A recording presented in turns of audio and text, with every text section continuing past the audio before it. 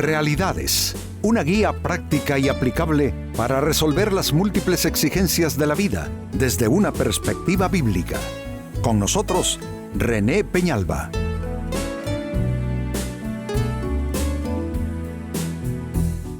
Amigos de Realidades, sean todos bienvenidos. Para esta fecha, nuestro tema, ¿cómo se obtiene la condición de justo ante Dios? Creo que todos queremos pasar el examen, ¿no es cierto? Creo que todos queremos vernos bien delante de Dios y así pasa en la vida humana, natural, que queremos vernos bien ante los jefes, ante las personas que están en una posición como para bendecirnos, ayudarnos. Pues cuanto más, por supuesto, delante de Dios queremos vernos bien. Y esa condición de verse bien ante Dios se resume en una sola palabra: justos. Vernos como justos delante de Dios.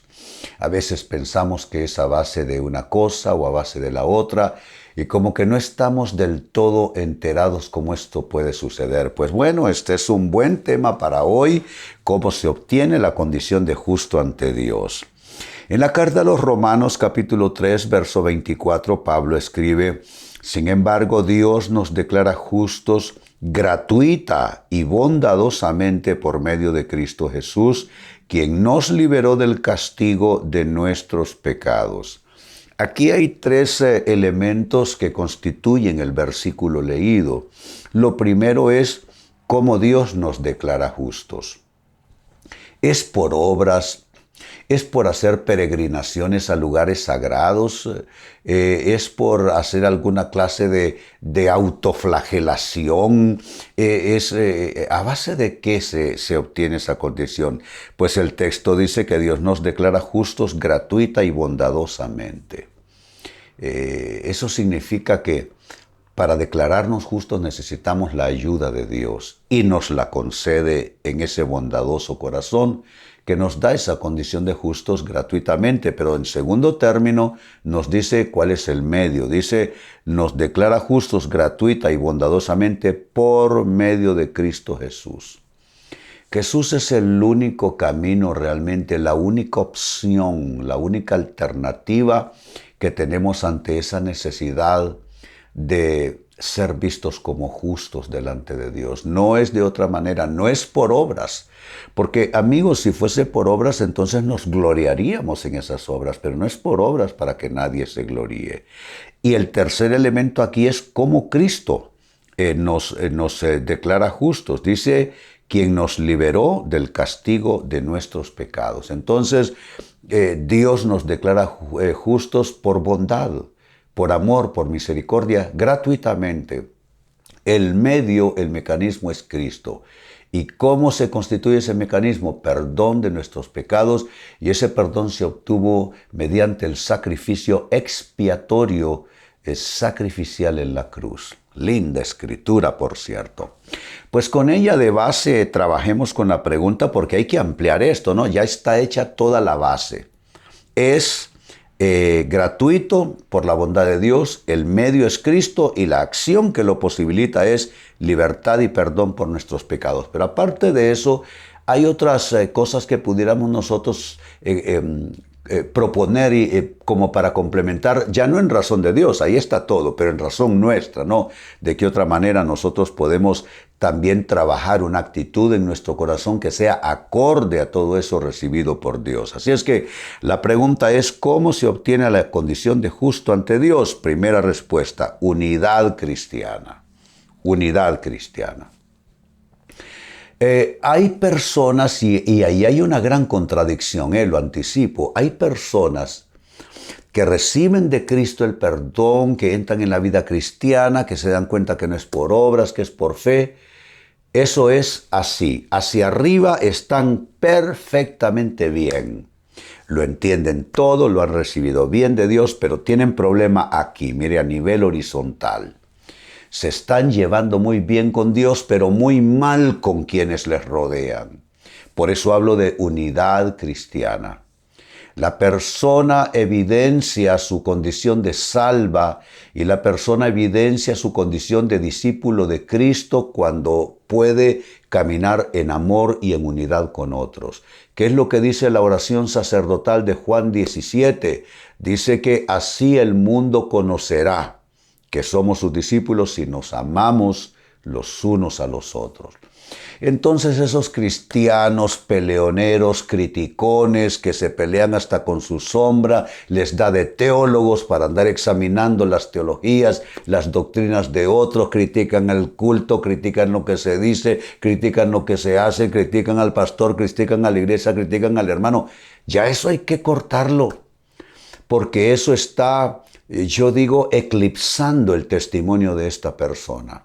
Así es que si tú eres una persona que quieres, un creyente, que quieres verte bien delante de Dios, pues quizá ya hiciste profesión de fe, tú crees en Cristo, sabes que Él es el único medio de salvación, oras a Dios, buscas a Dios, pero te llevas muy mal con la gente a tu alrededor. Necesitas entonces buscar esa condición de justo. Si ya lo eres por la fe, ahora muéstralo con tus obras y debes propiciar la unidad cristiana desde la actitud de tu corazón. Segunda respuesta, ¿cómo se obtiene esa condición de justo ante Dios? Compasión cristiana. Lo primero es unidad cristiana, lo segundo es compasión cristiana. Hay gente que solo recibo y recibo y recibo. Lo único que les interesa que les den palabra, que esa palabra se cumpla, que les den promesa, que esa promesa se cumpla. Y todo eso está bien, ¿eh? No hay nada de malo en eso. Lo malo es convertir en un cuello de botella donde solo cabe lo tuyo, solo cabe tu necesidad, solo cabe tu plegaria, solo cabe tu gozo, solo cabe tu bendición. Pero hablo de compasión cristiana, donde deben caber las necesidades de otros, el dolor de otros. Nosotros debemos ser como ese hombre en la parábola del samaritano que cayó en manos de ladrones y criminales, y pasó este otro que sin tener razón por qué, se detiene, se baja de su cabalgadura, sana sus heridas, las venda, lo sube en la cabalgadura al herido, lo lleva a un hostal, paga para que lo atiendan allí y luego sigue su camino. Es compasión cristiana. Hay gente que solo su piel está sensible. Que no le pueden tocar, que su problema es el más grande, que su vida, que aquí, que allá.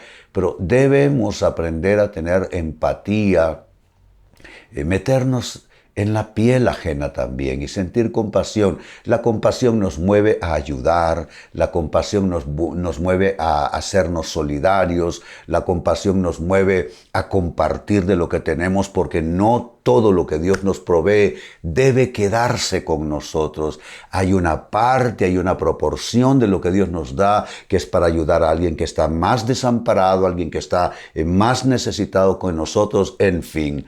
Compasión cristiana.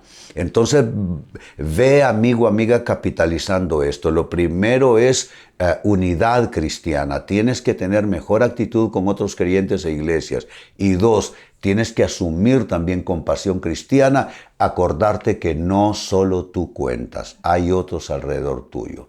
Hay personas tan faltas de compasión que no tienen ojos para ver ni siquiera la necesidad de quien camina a su lado ahí en casa, mucho menos los que están de las puertas hacia afuera. En tercer lugar, ¿cómo se obtiene la condición de justo ante Dios? Evangelización cristiana. Nota, unidad cristiana. A eso le apilamos compasión cristiana. Y si hay compasión, entonces, 3, evangelización cristiana. Yo te pregunto, ¿hace cuánto no testificas de tu fe? ¿Pasas por encima de la gente? Ni buenos días dices. Y eres creyente, vas a una iglesia, a lo mejor eres diácono en la iglesia, pero aquí en el trabajo ni buenos días dices, mucho menos evangelizar. Nosotros tenemos amigos que están compartiendo nuestra fe a diestra y siniestra. Y lo más bonito de testificar es no solo testificar con las palabras, testificar con los hechos, testificar con las actitudes, testificar con la conducta cristiana. Nosotros somos llamados a ser la luz del mundo y la sal de la tierra, lo dijo Jesús. Y ese es un compromiso muy grande de, en primer lugar, cuidar nuestro testimonio, modelar bien ese testimonio, no permitirnos que por nosotros se defraude la fe en Cristo de otra persona.